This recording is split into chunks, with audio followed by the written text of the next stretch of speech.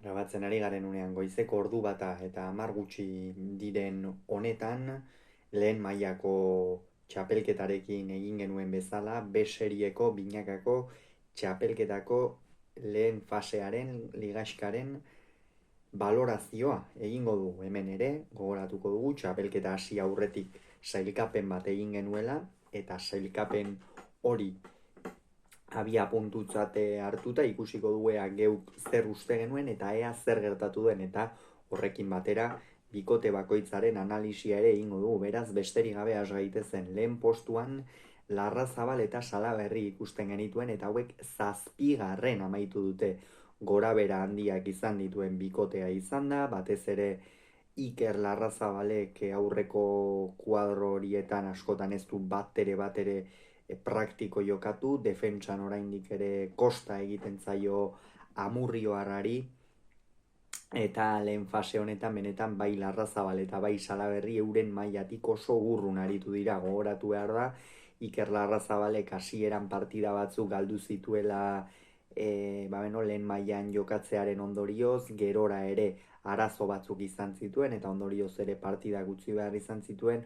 Ruben Salaberri txapelketa osoan zehar ez du erakutsi behar zukeen nagusitasuna erakutsi, normalean lau terdian pilota hartzen duenean eta asko aprobetxatzen duen pilotaria da, baina gero behar bada atzetik kentzea eta defenditzea gehiago kostatzen zaiona, eta hori askotan egin behar izan duenez azkenerako ez du bere maila onena ematea lortu, eta ondorioz lehen fasean favorito nagusitzat genituenak agur esan diote txapelketari.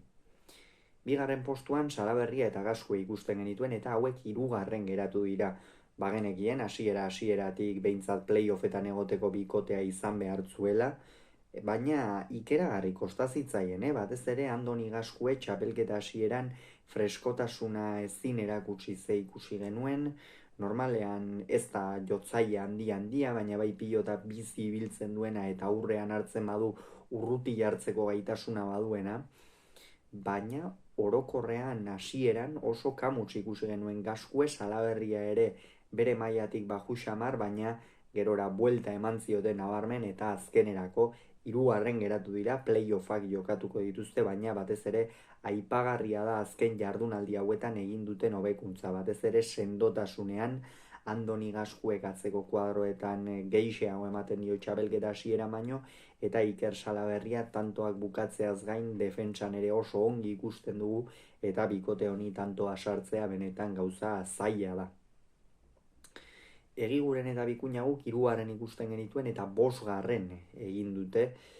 Bikote honek ere gorabera handi xamarrak izan ditu, egia da bigarren fasearen azken zati edo erdikalde horretan puntu oso garrantzitsuak bildu zituztela, baina batez ere iruditzen zait playoffetara begira edo sendo iritsi den bikotea dela. Julen Egigurenek aurreko kuadroetan egia da ez duela behar bada beste txapelketa batzuetan erakutsi duen inspirazio hori erakutsi, gehiago kosta zaio, baina era berean defentsan oso fin aritu da, honi ere tantoa sartu egin behar zaio, honen aurka abiadurarekin jokatu behar da, gainontzean jai duzu, eta atzean berri zinio Bikuña, pare bat partida utzi behar izan zituen lehen mailan jokatzeko, baina gainontzean esan nuke oso gora beratzu ibili dela ere, hasieran pilota asko galtzen ikusi genuen, behar bada lehen eta bigarren mailako tarte horretan dagoen atzelari bate galdu behar ez zituzkeen pilotak, baina gerora ere asko ematen, gainera jaisteko gaitasun handia du eta horrek askotan aurrelari aurkariari gauzak zaildu egiten dizkio, eta esan benetan maila ona erakutsi du batez ere azken zati honetan Bikuñak. Senar eta Eskiroz guk 4. ikusten genituen eta lehenengo geratu dira. Esan lehenengo geratu dira eta merezimendu osoz gainera. Josu Eskirozek beste behin ere erakutsi du beseriean atzelari onena bera dela. Ez da aparteko jotzailea, baina berme handia ematen du, gainera aurrean pilota hartzen badu gaiztoi hartzeko gaitasun handia dauka, eta horri Beñat Senar txapelketak oso puntu honean harrapatu duela gehitu behar zaio. Ataundarrak lauterdiko txapelketa oso duina egin zuen, pentsatzen genuen behar bada buruz-buru eta espezialista izan da lauterdian gehiago kostako zitzaiola, baina ez zen horrela izan, eta benetan maila handia erakutsi du saketik anasi sotamanoa ikeragarria du Senarrek, gero tantoak amaitzerakoan, eta benetan bikote oso ona eta sendoa osatu dute Senarrek eta Eskirozek. Dario eta Gabirondo ikusten genituen gu 5. eta 6. geratu dira, baina playoffak limurtzen aritu dira.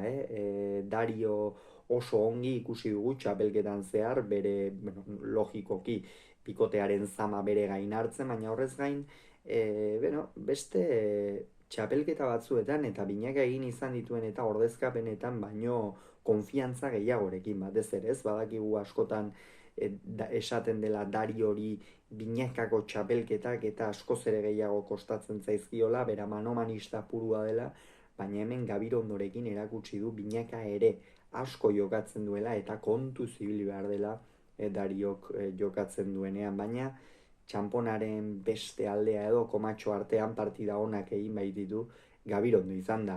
Lehen da biziko txapelketa zuen Arkaitzek, egia da udan konpromiso handiko partidak jarri izan dizkiotela, baina oraindik ere gazteluarrak ez darama urtebete profesionaletan, eta ja da lehen txapelketa honetan, playoffetan behintzat badira, baina batez ere txapelketaren azken zatian nabaritu zaizkio eskutako minak, norgehiagoka dezente utzi behar izan ditu, baina itxura oso ona duen atzelaria da, bi esku libre ditu, eman egiten dio pilotari, baina oraindik ere esan bezala erregulartasuna eta erabateko konfiantza hartu gabe dago, baina hala ere playoffetara sailkatu dira eta horren noski motivazio emango dio.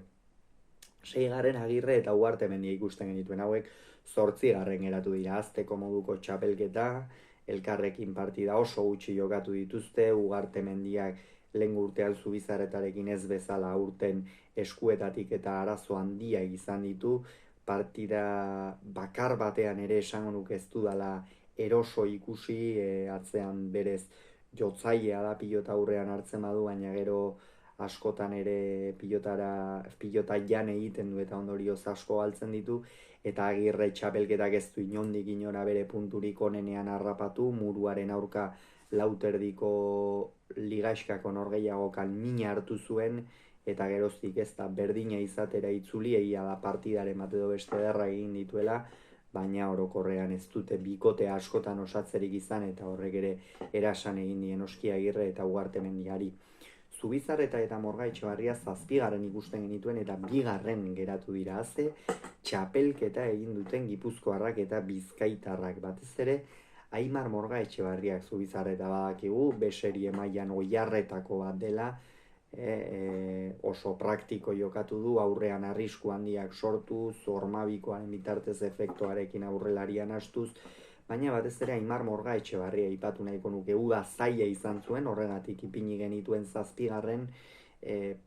Oso partida gutxi irabazi zituen, gainera konfiantzaz eta kolpez eta justu, baina txapelketak harrapatu duenean benetan sekulako erakustaldiak eman ditu, egia da azken zati honetan behar bada gehixeago kostatu zaiola, baina orokorrean sekulako erakustaldiak eman ditu Amorebi eta Etxanoko atzelaria, kolpea luzatuz, defentsan ere oso pilotari eoskorra da, eutsi egiten duena dominatzen dutenean ere, eta hori oso garrantzitsua izan da bikotearentzat.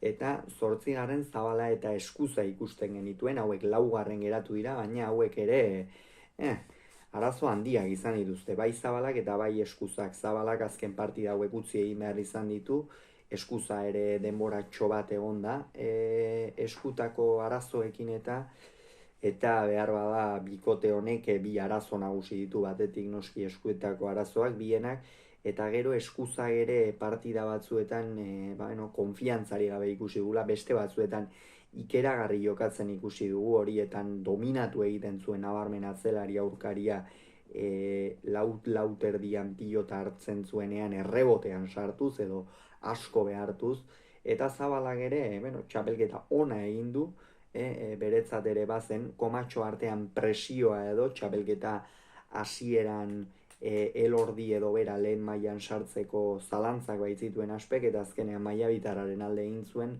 orduan beserie mailan egokitu zaio, eta beno, orain beste aukera bat izango dute, eta ea baliatzen duten. Hauxe beraz, esan beharrekoa, hurrengoan gehiago izango duzu, bitartean hon izan agur.